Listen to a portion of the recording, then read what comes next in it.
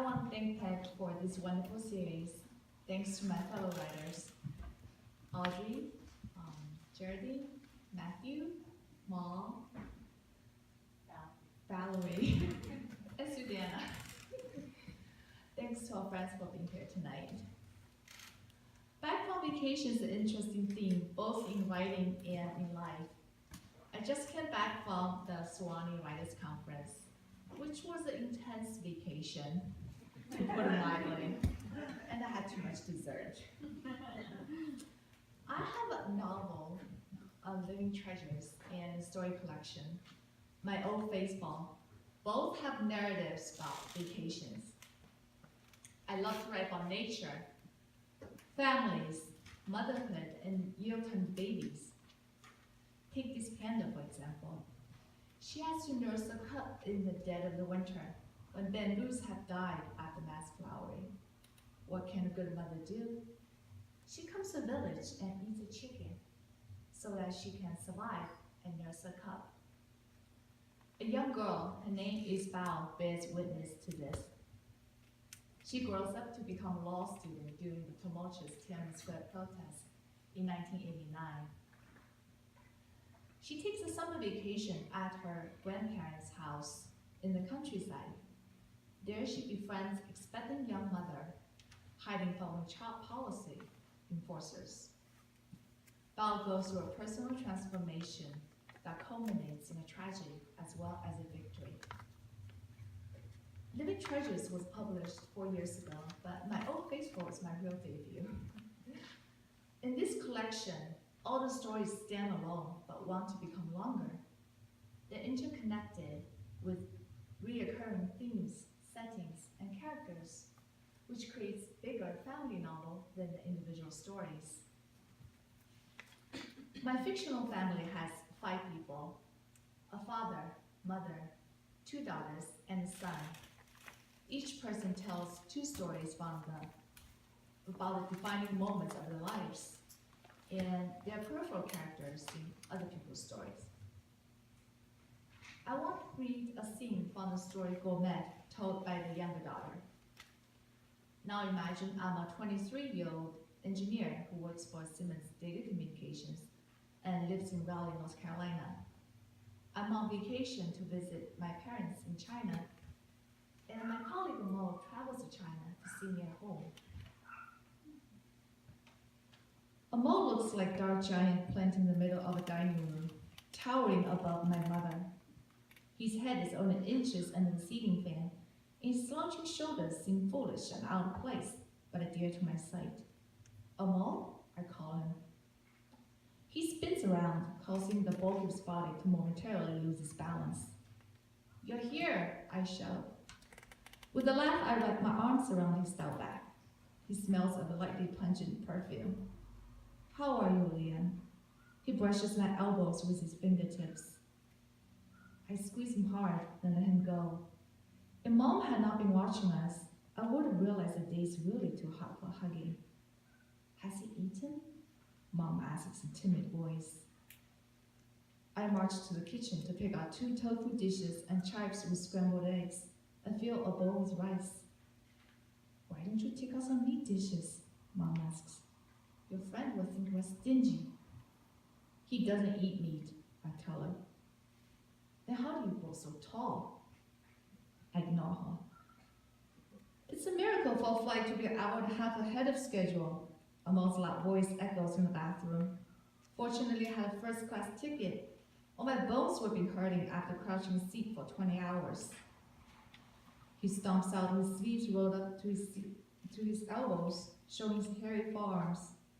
It's so good to see you again, he says with water on his grinning face. I missed you at work. What did he say? Mom asks. I pull a chair to invite Mo to sit down. Mom, I can't carry on conversation but ask him to translate everything. Mo thanks me.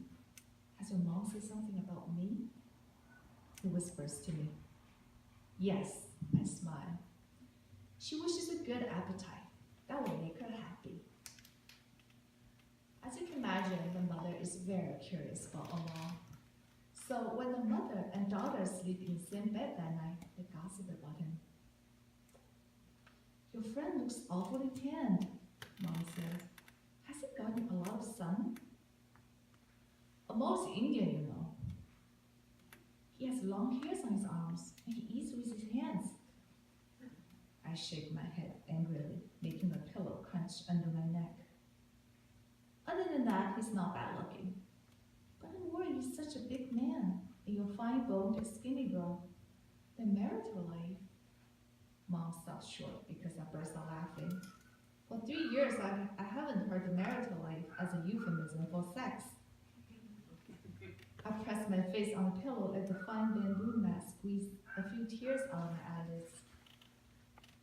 What's tickling that funny bone? Mom rubs my shoulder blade. You see what I'm getting at? I pick my head up from the pillow. What do you mean, Mom? He's too much a man for me? He's a big fella. Well, I've had boyfriends. The air seems to freeze inside the mosquito net for a minute. Then I smell the delicate aroma of sweet olive and ylang magnolia. The scent raises goose flesh on my arms. You never told me. Mom pounds the mat with a cupped hand. I feel like old fogey. I blush to lose my hair. I have never with a mole. How were they? She asks, wide-eyed like a child. I roll away from her as far as I can go, until the mosquito net covers my face like a gauze mask. I suck a patch of cloth between my teeth, tasting the clean gauze. They're only human, Mom. Only human. So a somewhat naive mother gets a belated sex education for her daughter. Life can teach and humble you in unexpected ways. Next, I want to read the opening scene of the title story, My Old Faithful, told by the mother. Now imagine I'm a 51-year-old mother with 3 grown children.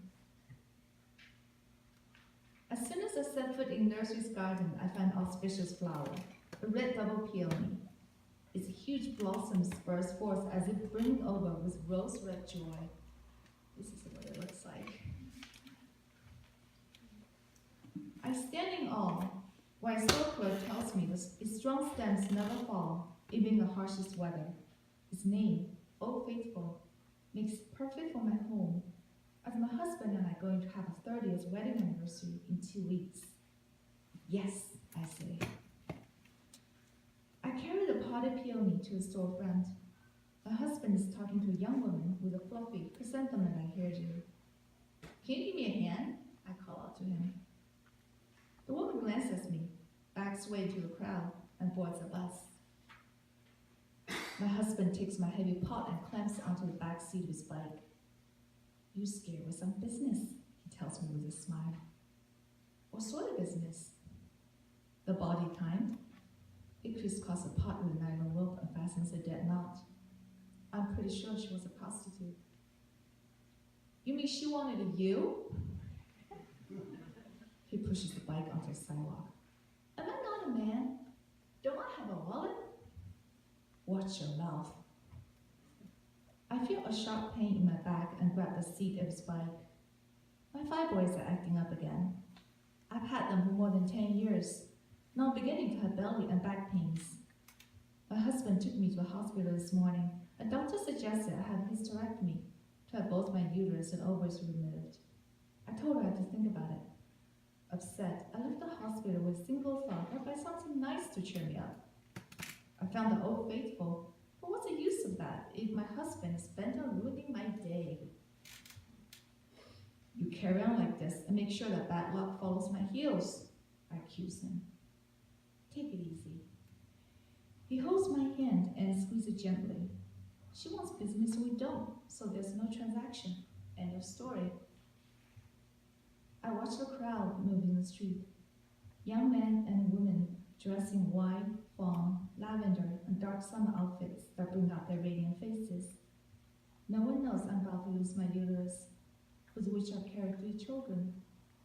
My older daughter is expecting a baby. My younger daughter is getting married to an Indian man. My son's dating a professional dancer who seems to think herself too pretty for him. Not that I care much for young people's folly, but here I stand on the sidewalk in the midday sun, feeling stranded on an island of youth with my old man. Look at you. I stroke his sunken cheek, his lustrous skin. You're not too wrinkled for a 53-year-old, I guess. He wraps his arm around my waist and pushes the bike with his free hand. Wait, you're a shapely 51-year-old. So this cover image is a paper cut PLE. You cut it out a piece of red paper by pulling through the scissor blades. You have to do it right in one cut and cannot go back to fix the curves. It's a metaphor. Whatever the family has done to us, we carry forward and what has it done in generations.